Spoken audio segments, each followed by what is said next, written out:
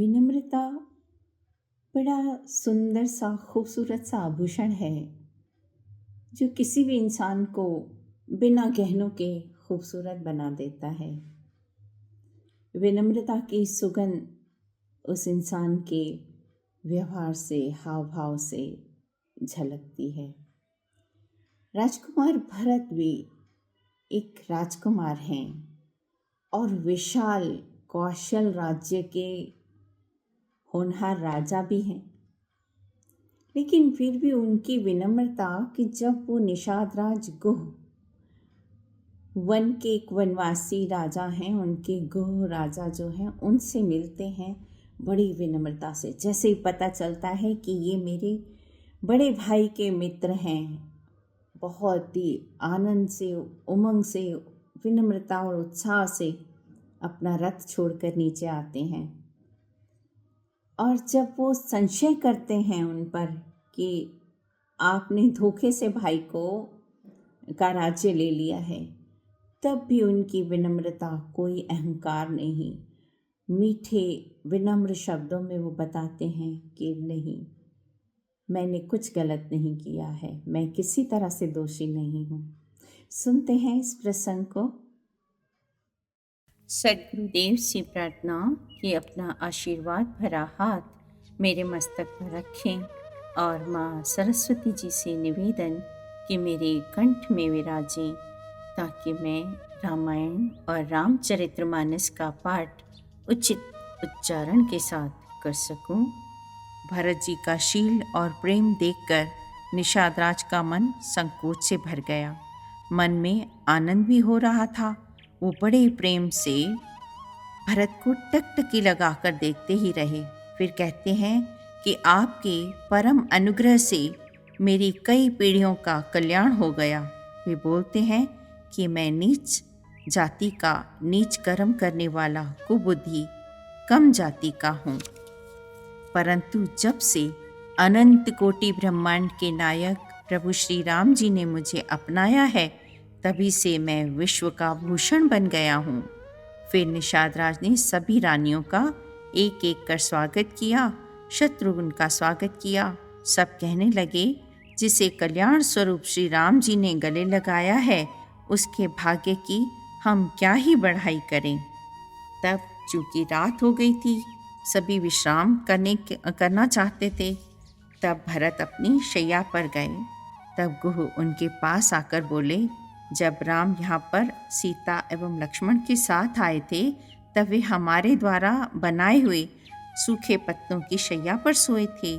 जब राम एवं सीता सो गए, तब लक्ष्मण और मैं पूरी रात जागकर चर्चा करते रहे। राम को सोते देखकर लक्ष्मण किसी भी प्रकार की सुविधा स्वीकार करने के लिए तैयार न थे। अगली सुबह राम एवं लक्ष्मण ने वट वृक्ष के नीचे से निकलने वाले चिपचिपे द्रव्य से अपने बालों की जटा बनाई और गंगा पार की। यह सुनकर कि राम ने अपने बालों की जटा बनाई है, भरत को बहुत दुख पहुंचा। उन्हें भय लगा कि उनके अग्रज अयोध्या नहीं आना चाहेंगे, अतः वे भय से व्याकुल होकर अचानक ही मूर्छित होकर गिरे। कौशल्या जो पास ही में बैठी थी, उनकी सहायता के लिए आईं। 1 घंटे के पश्चात ही भरत को चेतना आई। तब उन्होंने अपनी चिंतित माता को देखकर कहा कि उन्हें आश्वस्त किया कि उन्हें राम के विषय में कष्टप्रद बातें सुनने के कारण मूर्छा नहीं आई थी। भरत के निवेदन करने पर गो ने वह सब कह सुनाया जो राम ने वन जाते हुए किया। तब वे भरत, शत्रुघ्न एवं उनकी माता को उस स्थान पर ले गए जहाँ राम एवं सीता ने विश्राम किया था। उन्होंने उनको वहाँ कुश की घास दिखाई, जिसका बिस्तर बनाकर वो सोए थे। ये सब देखकर उनको बहुत दुख हुआ, क्योंकि उन्हें याद आ रहा था कि राम किस प्रकार राज्य के वैभव को भोगते थे, किस तरह आनंद से विश्राम करते थे। विशेषकर भरत को बहुत अधिक दुख पहुंचा, क्योंकि वे स्वयं को राम, सीता एवं लक्ष्मण के इन कष्टों का कारण मान रहे थे। भरत ने स्वयं को बहुत धिक्कारा।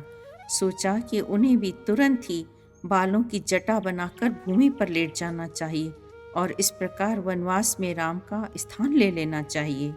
जब व्याकुल होकर भरत कह रहे हैं कि विधाता ने तो मुझे कुल का कलंक बनाकर ही पैदा किया है, तब निषाद राज गुह कहते हैं कि श्री राम जी को आपके समान अतिशय प्रिय और कोई नहीं है। मैं सौगंध खाकर कहता हूँ, परिणाम में मंगल होगा। यह जानकर आप हृदय में धैर्य धारण कीजिए। सखा के वचन सुनकर हृदय में धीरज धरकर भरत जी उस स्थान को देखने चले गए जहाँ श्री राम जी ठहरे थे। अगली सुबह भरत ने झटा धारण की एवं वृक्ष की छाल से बने वस्त्र धारण करके गुह से निवेदन किया कि वे गंगा पार करवाने में उनकी सहायता करें। उसके बाद मनुष्यों एवं अश्वों की संपूर्ण सेना ने नाव पर गंगा पार की तथा हाथी तैर कर गए और सुरक्षित रूप से नदी के दूसरे तट पर पहुंच गए। तब भरत गुह के मार्गदर्शन में भारद्वाज ऋषि के आश्रम की ओर बढ़े। तब भरत उन महान ऋषि की कुटिया के निकट पहुंचे तो सेना को प्रतीक्षा हेतु 2 मील की दूरी पर छोड़कर वशिष्ठ एवं शत्रुघ्न को साथ लेकर पैदल आगे बढ़े। तब भारद्वाज मुनि ने वशिष्ठ को अपने आश्रम में प्रवेश करते देखा। तब अति शीघ्र उनका अभिवादन करने के लिए उठे। वे भरत के वास्तविक प्रयोजन को जानने के लिए उत्सुकता से अयोध्या का कुशल क्षेम पूछने लगे। ऋषि ने कहा, हे राजकुमार, कृपया आप बताएं कि आपके वन आगमन का कारण क्या है। मेरी प्रार्थना है आप स्पष्ट करें कि राम को कष्ट देने के उद्देश्य से तो नहीं आए हैं। ऋषि के वचनों से भरत को बहुत ज़्यादा दुख हुआ, आंखों में आंसू भर आए। तब उन्होंने कहा, जन सामान्य को अपने उद्देश्यों पर संदेह करते हुए देखकर मुझे अत्यंत दुख होता है। कृपया आप ऐसा प्रश्न न पूछें। मैं राम को वन से लौटाकर अयोध्या ले जाने के लिए मनाने आया हूँ ताकि वे राज्य पर शासन कर सकें। हे मुनिश्रेष्ठ, मुझ पर कृपा करें एवं मुझे बताएं कि राम कहाँ रहते हैं। तब भारद्वाज ने उत्तर दिया, हे राजकुमार, मैंने अपने योग बल से आपके उद्देश्य का पता लगा लिया था। मैंने आपकी जांच मात्र औपचारिकता के लिए की है। आपके बड़े भाई राम चित्रकूट पर्वत पर निवास कर रहे हैं। अब आप यहाँ रात्रि में विश्राम करें, कल आप अपनी यात्रा फिर से शुरू करिएगा। भरत ने भारद्वाज का अतिथि सत्कार स्वीकार किया। तब ऋषि ने भरत से उनकी संपूर्ण सेना को बुला लाने का आग्रह किया ताकि वे उनके रहने ठहरने खाने पीने सबकी व्यवस्था कर सकें। जब सैनिक उनके आश्रम पर आए तब भारद्वाज ऋषि ने विश्वकर्मा, इंद्र, यमराज, वरुण तथा कुबेर सहित सभी से प्रार्थना की कि वे उनके अतिथियों का स्वागत सर्वोत्तम रीति से करें, सबसे अच्छे तरह से करें। ये जितनी भी आवश्यक चीज़ें, सामग्रियाँ चाहिए वो सब उनकी आपूर्ति करें। उसके बाद तुरंत ही सुगंधित वायु बहने लगी।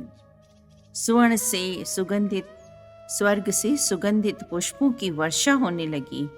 अप्सराओं के नृत्य एवं गंधर्वों के गीत के साथ नगाड़ों की आवाज़ सुनाई देने लगी। विश्वकर्मा के प्रबंध से तुरंत ही 40 मील तक के घेरे में समूचा क्षेत्र फल एवं पुष्पों से लदे हुए वृक्षों से भर गया।